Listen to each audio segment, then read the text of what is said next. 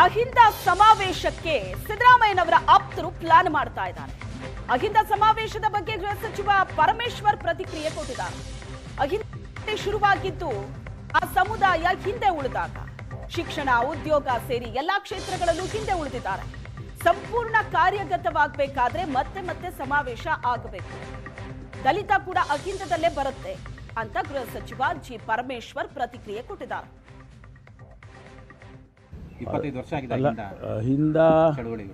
ಅಹಿಂದ ಸಮಾವೇಶ ಪ್ರಾರಂಭ ಆಗಿದ್ದೆ.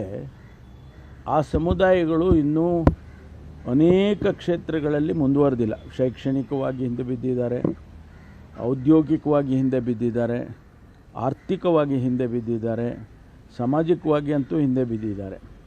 ಅದಕ್ಕೆ ಅವರಿಗೆ ಉತ್ತೇಜನ ಕೊಡಬೇಕು ಅನ್ನುವ ಕಾನ್ಸೆಪ್ಟಿಂದನೇ ಅಹಿಂದ ಪ್ರಾರಂಭ ಆಗಿತ್ತು. ಈಗ ಮತ್ತೆ ಮತ್ತೆ ಅದನ್ನು ನಾವು ಹೇಳಬೇಕಾಗ್ತದೆ, ಯಾಕೆಂದರೆ ಅದು ಇನ್ನೂ ನಮಗೆ ಕಾರ್ಯಗತ ಆಗಬೇಕಲ್ಲ.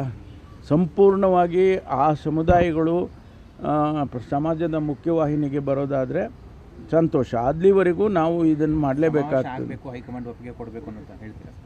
ಹೌದು, ಸಮಾವೇಶ ಆಗಬೇಕು. ಅವರೆಲ್ಲ ಅವರವರ ಸಮಸ್ಯೆಗಳಿಗೆ ಉತ್ತರವನ್ನು ಕಂಡುಹಿಡ್ಕೋಬೇಕು. ಅದಕ್ಕೆ ಸಮಾವೇಶ ಮಾಡಿದರೆ ಒಳ್ಳೆಯದು. ದಲಿತ ಸಮಾವೇಶಕ್ಕೆ ಅನುಮತಿ ಕೊಡಲಿಲ್ಲ ಸರ್?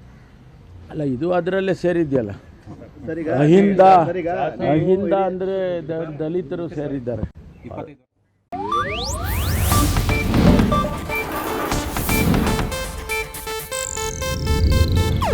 ಇದು ಏಷ್ಯಾನೆಟ್ ನ್ಯೂಸ್ ನೆಟ್ವರ್ಕ್ ಪ್ರಸ್ತುತಿ.